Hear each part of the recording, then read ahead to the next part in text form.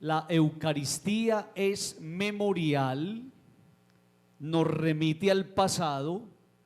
La Eucaristía es presente, la tenemos presente con nosotros, y la Eucaristía es promesa, nunca nos va a faltar.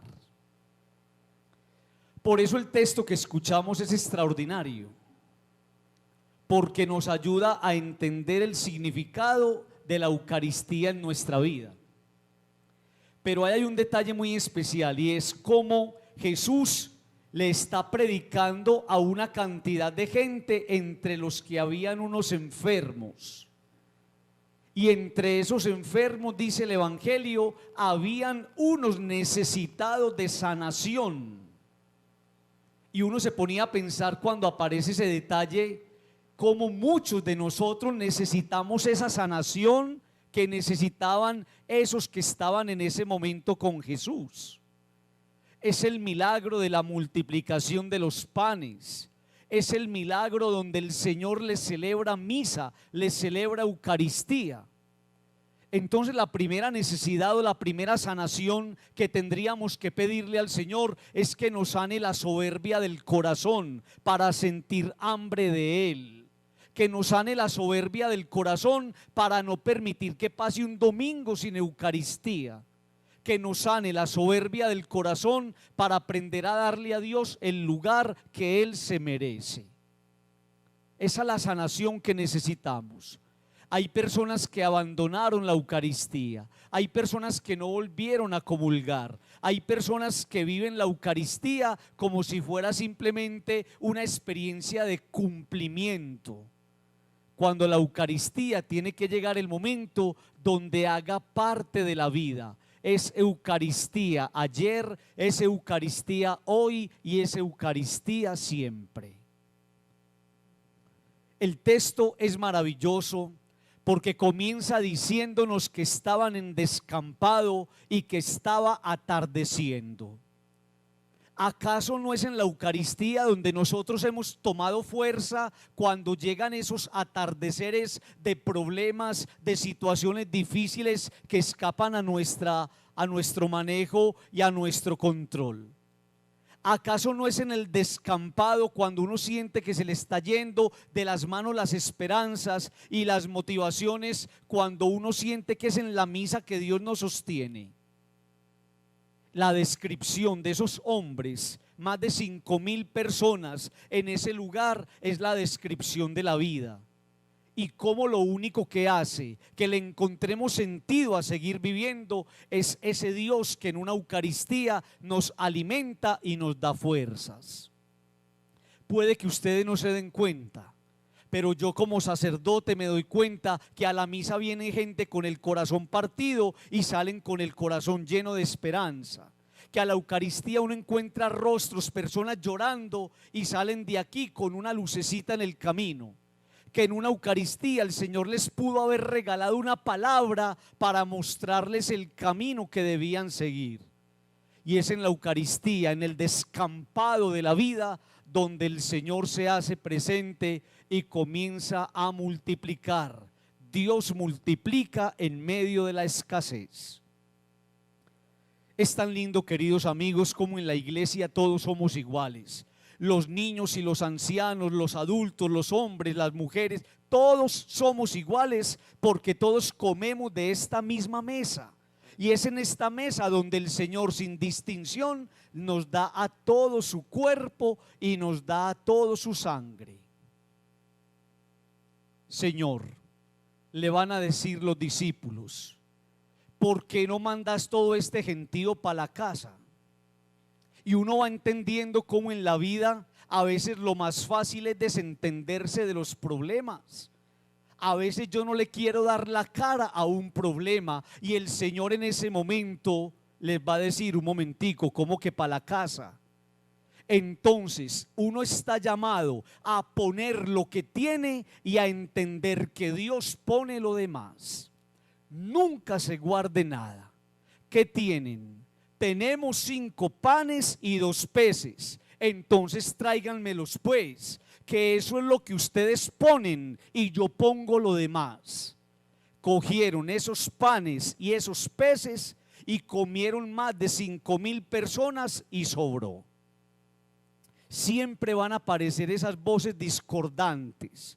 Usted siempre va a escuchar voces que le dicen: ¿y para qué ir allá?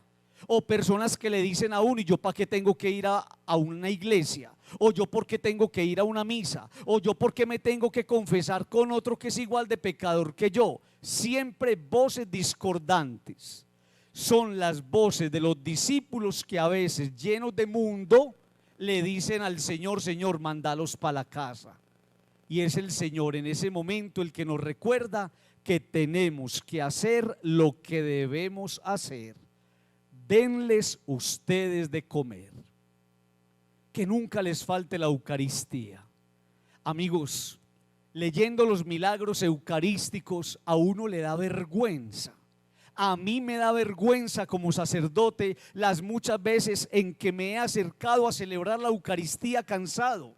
Las muchas veces en que distraído en la Eucaristía se me olvida que ahí tengo a Dios en las manos.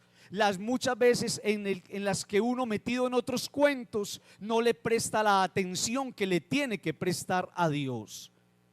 Los milagros eucarísticos, después de muchos exámenes científicos y de muchas comprobaciones, nos muestran que ahí hay carne humana, que ahí está la sangre derramada del Señor.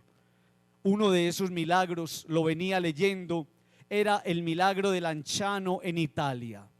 Un sacerdote que en el siglo VII, celebrando la misa, empezó a desconfiar y a dudar si ahí estaba Jesús en su cuerpo y en su sangre. A mí me pasa una cosa de esas y al otro día me están enterrando, pues una cosa miedosa. Pero este sacerdote, cuando vio en sus manos ese pedazo de carne y cuando vio en sus manos la sangre del Señor, entendió que Dios le estaba haciendo un llamado. Tenés que creer, y tenés que creer entendiendo que no debes someter toda la comprobación de los sentidos.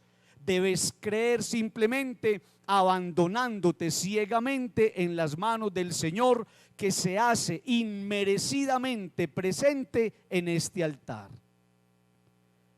Padre, si estará el Señor ahí en eso tan chiquito que hay imposible para Dios, que siendo tan grande se hace pequeño para compartir con nosotros la vida, la humanidad y hacer camino e historia con nosotros. Háganse muy amigos de la Eucaristía, háganse muy amigos del sagrario. Todo lo que una persona le entregue al Señor en la Eucaristía, Él se lo va a conceder. Una viejita de unos 95 años me contaba esto: Padre, yo vivía en Cañas Gordas, un municipio aquí al occidente del departamento. La casa mía daba con la iglesia del parque de Cañas Gordas.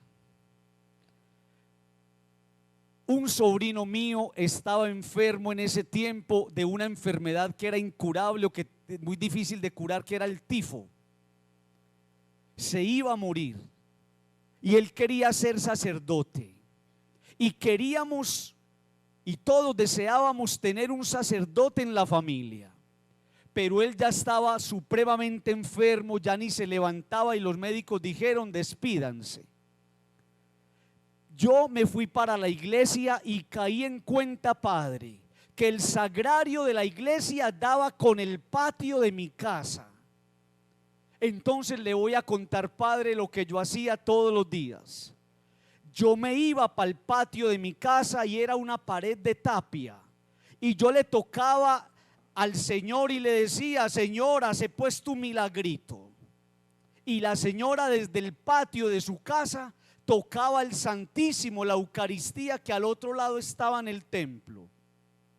Lo más hermoso es que ese hombre por el que estaban pidiendo llegó a ser sacerdote, cumplió 70 años de cura, 75 años de sacerdote, y fue una persona ejemplar, un hombre maravilloso.